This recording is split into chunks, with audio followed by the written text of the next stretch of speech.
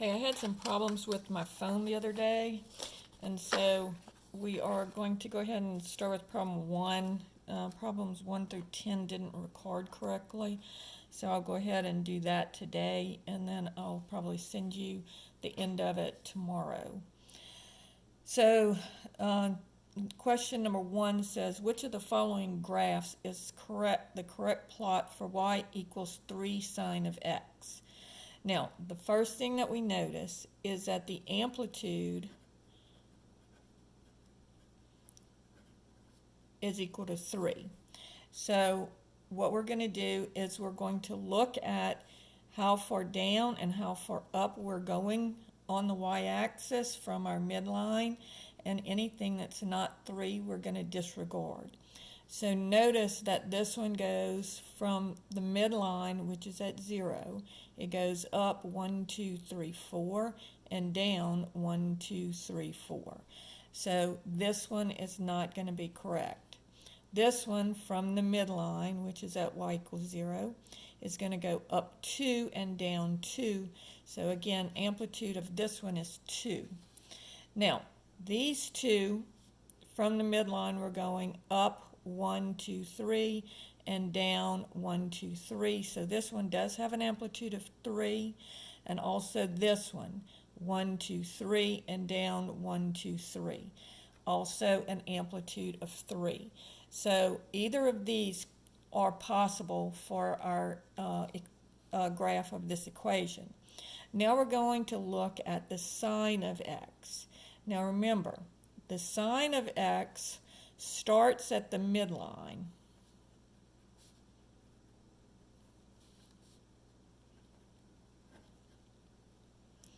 The cosine of x starts at the top.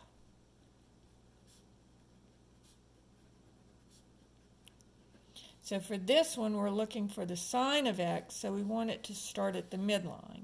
So notice this one starts at the midline, this one starts at the top. So 3 times the sine of x, this would be the graph for it.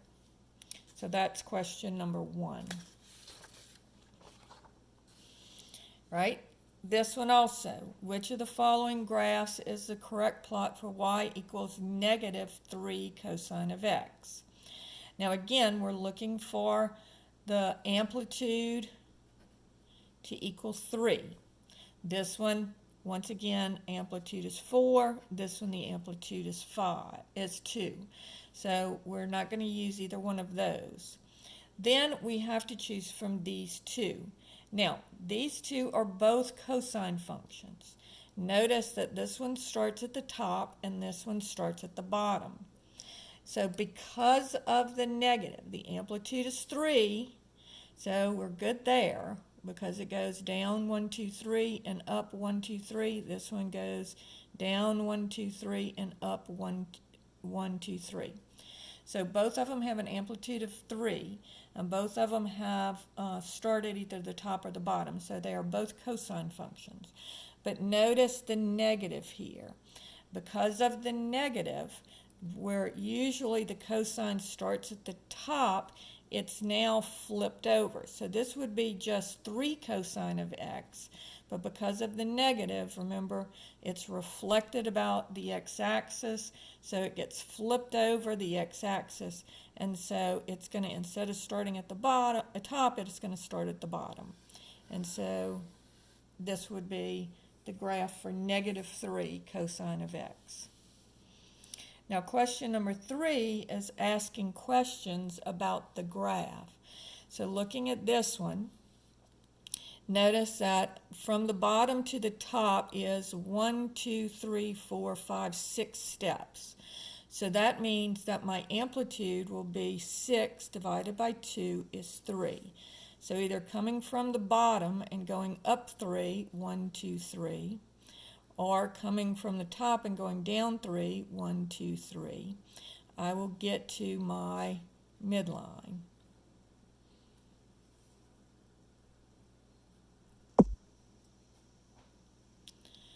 And so my amplitude is 3. Notice also that my midline is y is equal to negative 2. The last thing that I need to, because here's where my midline is, last thing I need to do is get my period. And so I'm going to go from grid mark to grid mark. So notice this one hits on the grid and this one hits on the grid. These do not hit on one of the little grid marks, so I don't want to use that. I want to go from grid line to grid line. So how many steps is this? 1, 2, 3. So it's 3 steps going from where I start my sine function to where a new one would start. So you can't use this point here because this one's going down. Here I'm starting from up, so I have to wait till it goes up again. So my period is going to be 3. That's question 3. Question number 4 gives you the equation of the function, and we are going to have to get information from it. Now, if you remember, the number out in front is the amplitude. So the amplitude here is 8. The number in the back is how much it's shifted vertically. And so that's going to tell you where your midline is. And so here my midline is going to be at y equals 4, because the whole graph will be shifted. Usually it starts at 0, but it's going to be shifted up 4. So my midline is going to be at 4, and then it's going to start here. Well, it's not going to start there because it's also shifted horizontally. But as far as the vertical shift is considering the vertical shift.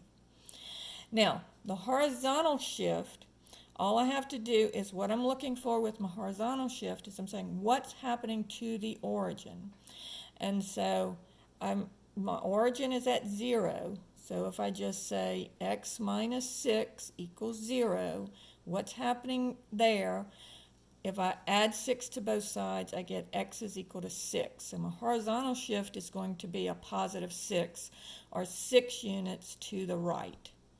And then the last part here is looking at the period, and that's where the 5 is involved. So notice the number that you're adding is going to be, adding or subtracting is going to be your horizontal shift, where the number that you're multiplying the x by is going to involve your period. And so here we're just going to say 5 times k is equal to 2 pi. And I'm using 2 pi because the normal period for the sine function is 2 pi. So I'm going to divide both sides by 5, and I get k is equal to 2 pi over 5. And so that's going to be my period, 2 pi over 5. So anytime the function is involved, you have to relate it to 2 pi, because that's the normal period for your function. Right? Question 5 says, find the equation, given the equation y equals 7 sine of, in parentheses, pi over 6x plus 4 pi over 3, close parentheses, plus 5.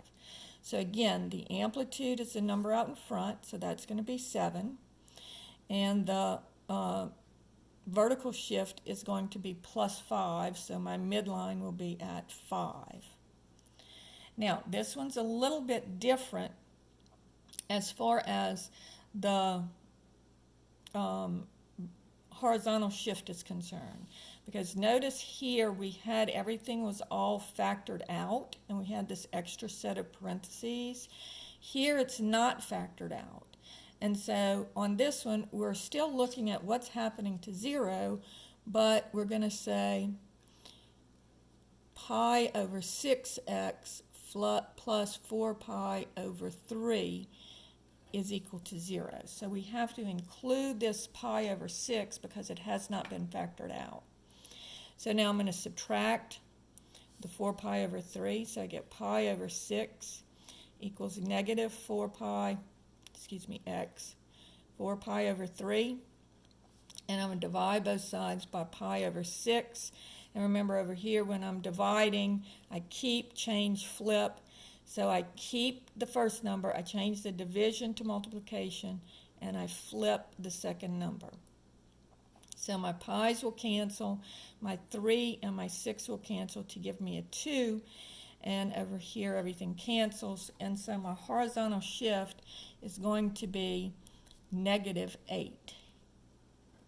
And so that's going to be 8 steps to the left. And then the last thing is the period. And so on this, I don't have to worry about how it shifted. I just need to look at the pi over 6x. And again, this is a sine function. And so I'm going to compare it to 2 pi. And again, divide by pi over 6. And keep, change, flip. And so I get x is equal to 12. So my period is going to be 12. So that's question 5. Question 6 is again involving the equation of the line. So anytime the equation is involved, you have to look at the period and compare it to the 2 pi. And so first of all, let's look and see where we're going from. So the bottom of my equation is at 1. The top of my, my graph is at 1. The top of my graph is at 3. So halfway in between would be 2. So notice that it's up 1 and down 1. So my amplitude is going to be 1. And then my vertical shift will be, or my midline will be at y equals 2. And so therefore, C is going to equal 2. Now, this function, notice, goes through the midline. So it's not shifted, so this is going to be the sine function. My amplitude is 1, and my vertical shift is 2. So I know that this is going to be 1 sine of something plus 2.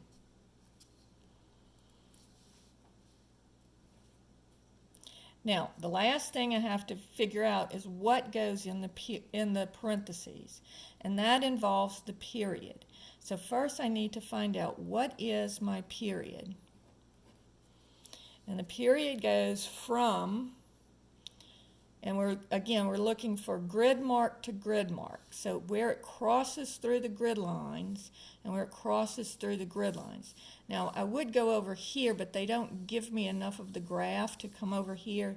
So I'm going to have to come back here and see, and again, going up. This one doesn't count. So my period is going to be 1, 2, 3, 4, 5, 6, 7, 8, 9, 10. And so once again, I'm going to say 10k equals 2 pi. And then divide both sides by 10. And the 2's will cancel. And I'll get k is equal to pi over 5. And so my little number k that goes in the parentheses is going to be pi over 5x. So that's question 6. Now, question 7, on this one, notice that my bottom of my graph is at -4. My top of my graph is up at 4. So it's 4 steps up and 4 steps down, and my midline is going to be at 0. So my amplitude is going to be 4, and my midline, it's not shifted vertically at all, so my midline is just going to be at y equals 0. And so C here would equal 0. Now, notice that this one on the y-axis, it starts at the top. So therefore we know that we have the cosine function.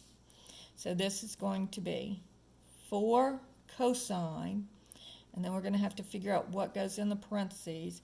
And you can, if you want, write plus 0, but you don't need to do that. So now I'm going to look and see what my period is, because this is involved in the period. And remember, anytime we're using the equation, you do have to compare it to 2 pi. So notice that I'm going from negative 14 to 0, or if I count it, 1, 2, 3, 4, 5, 6, 7, 8, 9, 10, 11, 12, 13, 14. So my period here is going to be 14. So when I'm putting it into the equation or when I'm coming out of the equation, I have to compare it to 2 pi because that's the normal period for the sine and cosine function. So I'm going to say 14k is equal to 2 pi. Divide both sides by 14, and I get k is equal to pi over 7. And so in my parentheses, I will have pi over 7x. So there's question 7.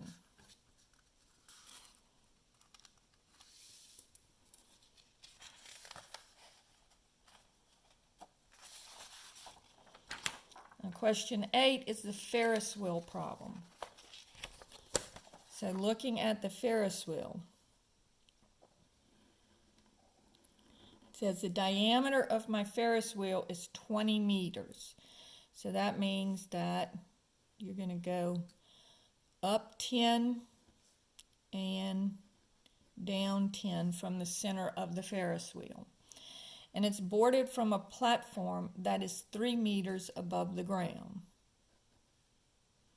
So this is 3. The 6 o'clock position on the Ferris wheel is level with the loading platform. The wheel completes 1 full revolution in 2 minutes. The function h is equal to f of t gives your height in meters above the ground, t minutes after the wheel begins to turn. So in other words, you're starting at the bottom of the Ferris wheel, and then you're going to go up to the top and then back down to the bottom to make 1 full revolution, and this takes a total of 2 minutes. So that is your period.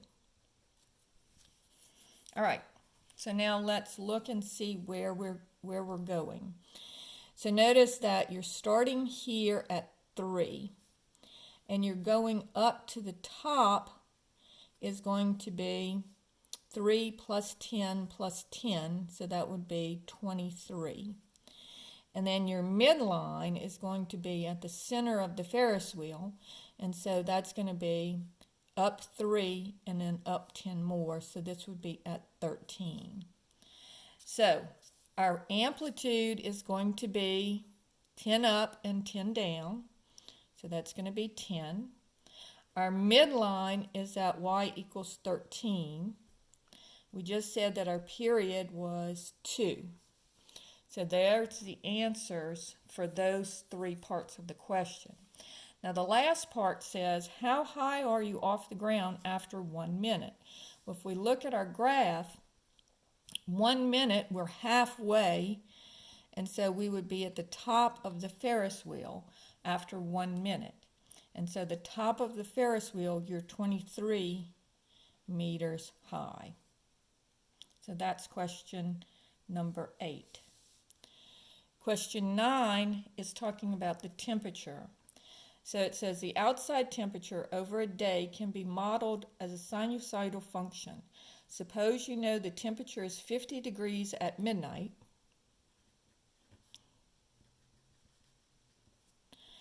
and the high and low temperatures during the day are 64 and 36. So that's going to be our low and our high. Now, assuming T is the number of hours since midnight, find an equation for the temperature D in terms of T. So if we start at midnight, now at midnight it's the temperature is going to still be cooling down because the sun is not up, so it's going to be getting cooler. And so the temperature is going to be decreasing, and then the sun is going to come up and it's going to start heating us up, and so we'll start to have a rise in temperature, and then the sun goes down and we start to cool off again. And we're going to assume that this is going from midnight to midnight.